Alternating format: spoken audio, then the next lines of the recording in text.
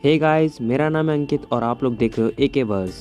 तो captain America the first Avenger movie के अंदर हमने देखा कि स्टीव रॉजर एक दुबला पतला सा इंसान होता है जो कि बहुत ही कमजोर होता है, लेकिन 5 मिनट के ट्रीटमेंट के बाद वो एक मस्कुलर मैन बन जाता है। उस 5 मिनट के ट्रीटमेंट के बाद वो एक सुपर ह्यूमन बन जाता है। एक नॉर्मल ह्यूमन से ज्यादा उसके पास पावर्स आ जाती है और एक वो सुपर सोल्जर बन जाता है। उसकी हाइट बढ़ जाती है, उसके मसल्स ग्रोथ हो जाते हैं, जिन्हें गेन करने के लिए एक नॉर्मल ह्यूमन को सालों की ट्रेनिंग करनी पड़ती है, लेकिन कैप्टन अमेरिका सिर्फ 5 मिनट के अंदर ऐसा कर पाते हैं। ये सब पॉसिबल होता है डॉक्टर इब्राहिम के सुपर सोल्जर सीरम के कारण से, जो उन्होंने बनाई थी। अगर हमें स्टीव की इस ट्रांसफॉर्मेशन को स्टडी करना है तो सबसे पहले हमें ये जानना होगा कि डॉक्टर इब्राहिम ने वो सुपर सोल्जर सीरम इंजेक्ट कैसे की थी कैप्टन अमेरिका में। हमने देखा है कि ये इंजेक्शंस स्टीव के अलग अलग बॉडी पार्ट्स पे लगाए जाते हैं और उसे एक्टिवेट करने के लिए उसने डॉक्टर इब्राहिम ने वीटा रेस का यूज़ किया और इस थेरेपी को उन्होंने कंट्रोल वे में एग्जीक्यूट किया। लेकिन इस सीरम को एक्टिवेट करने के लिए इतने रूट का यूज क्यों करना पड़ा? सबसे पहले बात कर लेते हैं यूनिवर्सल साइंस की। ह्यूमन बॉडीज के अंदर होती है सेल और सेल के अंदर होती है जीन्स। अरे ये वाली जीन्स नहीं भाई, ये सारी जीन्स मिलकर बनाती है जीनूम, जो कि एक ब्लूप्रिंट की तरह काम करता है। और जीनूम हर सेल के अंदर प्रेजेंट होता है और सभी जगह आइडेंटिकल होता है। जीनूम भी 2 चीज़ों से मिलकर बना होता है, आरएनए और डीएनए। डीएनए जो होता है जीन से बना होता है। डीएनए का काम सिंपल है, आरएनए को बनाना, और आरएनए प्रोड्यूस करता है एक प्रोटीन जो कि किसी पर्टिकुलर ट्रेट के लिए रिस्पॉन्सिबल होता है ह्यूमन बॉडी में।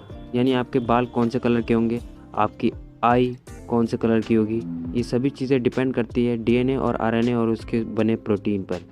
इब्राहिम ने जो किया इसे हम जीनोम थेरेपी कहते हैं, यानी कि जीनोम को एडिट करना ताकि एबिलिटीज़ को इम्प्रूव करने के लिए, क्योंकि वो जीन्स ही होते हैं जो आपकी एबिलिटी के लिए रिस्पॉन्सिबल होते हैं। अब बात करते हैं कि स्टीव की मसल ग्रोथ कैसे हुई। हमारी बॉडी के अंदर मायोस्टेटिन नाम का जीन होता है जो कि रिस्पॉन्सिबल होता है मसल ग्रोथ के लिए, यानी कि आपकी मसल्स कितनी स्ट्रांग होगी और किस रेट पर ग्रो करेंगी, ये सारी चीज़ें डिपेंड होती हैं मायोस्टेटिन जीन पर।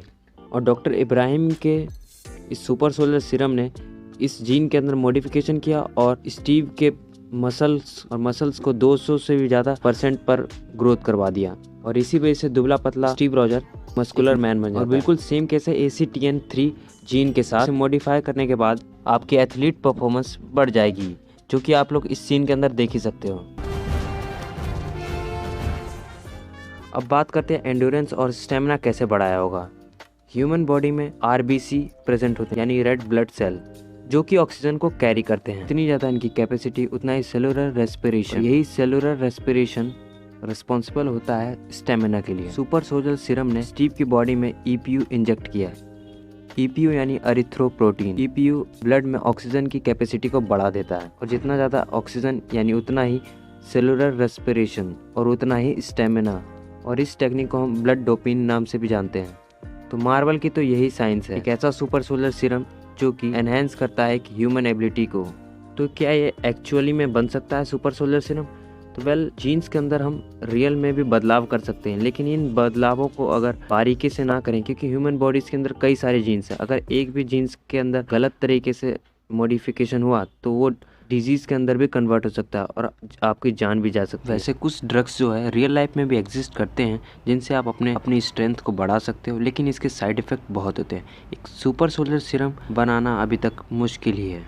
अगर वीडियो पसंद आए तो लाइक जरूर करना, चैनल को सब्सक्राइब कर देना। मिलते हैं नेक्स्ट वीडियो में। Good bye.